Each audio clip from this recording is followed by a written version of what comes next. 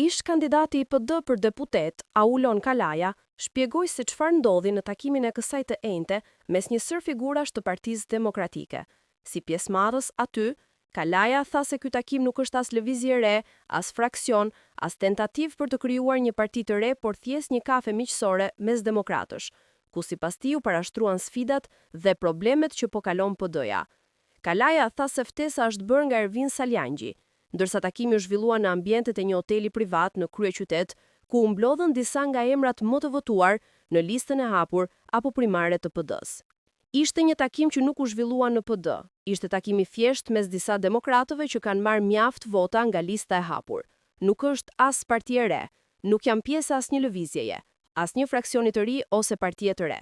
Ishte thjesht një kafe miqësore. Nuk u prodhua as lajm, as deklarat, as foto. U fol për çështje që shqetësojnë PD-n. Kam pasur kritika për PD-n dhe i kam bërë publikisht. Mu kërkuan telefon të marr pjesë në këtë takim. Ftesa është bërë nga Ervin Saljangi. Unë kam marr pjesë në këtë takim dhe do marr pjesë në çdo takim që është në të mirën e PD-s dhe ringritjen e saj, tha Aulon Kalaja. Ai shtoi se secili ka folur për problematikat e qarkut të vet. Kemi folur për problematikat dhe sfidat. Unë fola për Durrësin dhe të tjerët për qarqet përkatëse. Gjykoj që është momenti historik për PD-n që të nisë një proces reflektimi me një ide se si fitohet. PD është një parti që duhet të fitojë zgjedhjet dhe të vinë në pushtet, kjo është ideja kryesore.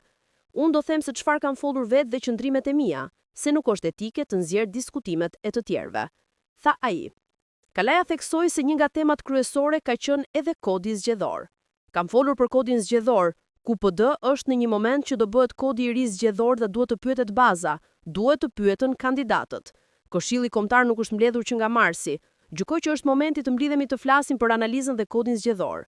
Bashkia e Krujës ka 100.000 banor dhe nuk ka asnjë deputet në parlament, as nga PS dhe as nga PD.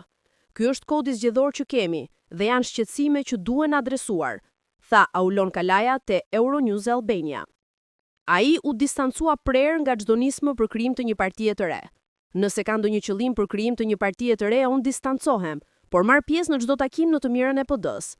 Nëse ka njerëz që kanë prapavia, unë nuk jam pjesë. Nuk peshkohem, as përdorem.